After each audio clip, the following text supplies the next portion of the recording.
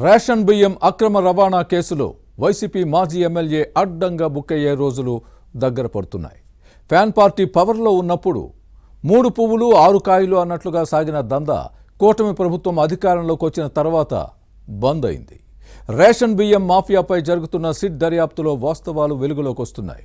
దీంతో అరెస్టు భయంతో వణికిపోతున్న ఆ మాజీ ఎమ్మెల్యే ఎవరు? Was the story?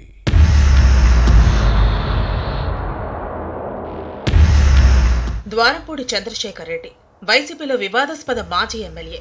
Kakinada city నుంచి ప్రాతినిధ్యం వహించారు. రేషన్ బియ్యం అక్రమ దందా కేసులో ఈ నేత చుట్టూ ఉచ్చు బిగిస్తోంది.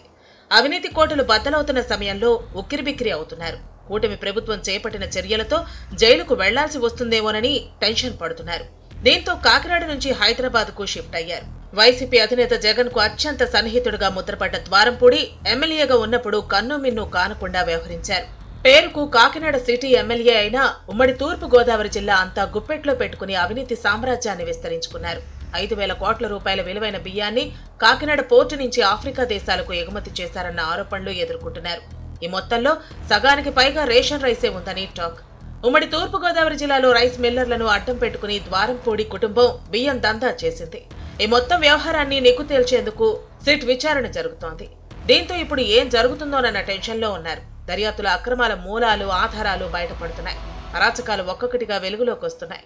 దీంతో అడ్డంగా బుక్ అయితే జైల్లో చెప్పు కూడా తినక తప్పదేమో అన్న ఆందోళన ద్వారంపూడి చంద్రశేఖర్ రెడ్డిలో కనిపిస్తోంది. కటకటాల పాలు అవుతామేమోనన్న భయంతో కంటి మీద కునుకు కరువైందట. ఏ క్షణానికి ఏం జరుగుతుందోనని కలవరపడుతున్నారని వైసీపీలో వినిపిస్తోంది.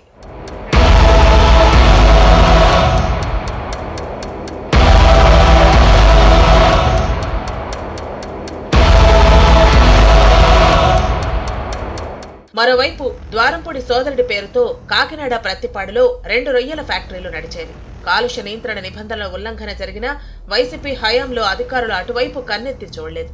అధికార అండతో ఏం చేస్తారోనన్న భయమే ఇందుకు కారణం. కానీ కూటమి ప్రభుత్వం అధికారంలోకి వచ్చిన తర్వాత ప్రజలు అందించిన ఫిర్యాదులతో డిప్యూటీ సీఎం పవన్ కళ్యాణ్ దర్యాప్తు చేయించారు. నిబంధనలకు పాతరేసిన మాట వాస్తవేనని తేలటంతో రొయ్యల ప్రాసెసింగ్ యూనిట్లను సీజ్ చేసింది.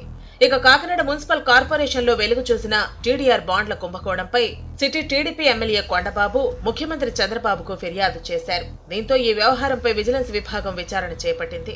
మొత్తం 850 కోట్ల టీడీఆర్ బాండ్లు జారీ అయ్యాయి. ఇది కూడా మెడకు చుట్టుకునే అవకాశం ఉందన్న సమాచారంతో ఏం చెయ్యాలో అర్థం అవ్వక తలపట్టుకుని జుట్టు పీకుంటున్నారట. అధికారంలో ఉన్నప్పుడు తప్పులు చేసి తీరా అవి బయటపడిన తర్వాత ఇప్పుడు లెంపలేసుకుంటే ఉపయోగం ఏంటన్న కామెంట్స్ వస్తున్నాయి.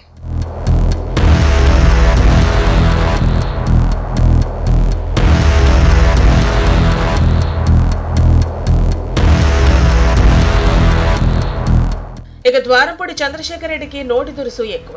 ఎమ్మెల్యేగా ఉన్నప్పుడు జగన్ మెప్పు కోసం అప్పటి ప్రతిపక్ష నేత చంద్రబాబు, యువనేత లోకేష్, జనసేనాని పవన్ కళ్యాణ్ ను టార్గెట్ చేశారు. అడ్డు అదుపు లేకుండా దూషించేవారు. సొంత పార్టీ నేతలను సైతం తిట్టిన సందర్భాలు ఉన్నాయి.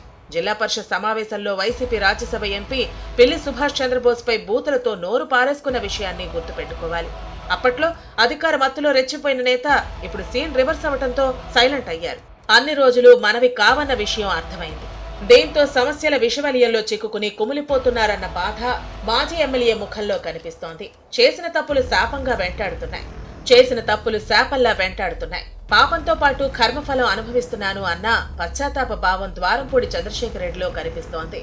ఇన్ని ఆరోపణలు ఎదుర్కొంటున్న ఈ నేత విషయంలో భవిష్యత్ పరిణామాలు ఎలా ఉంటాయో చూడాలి.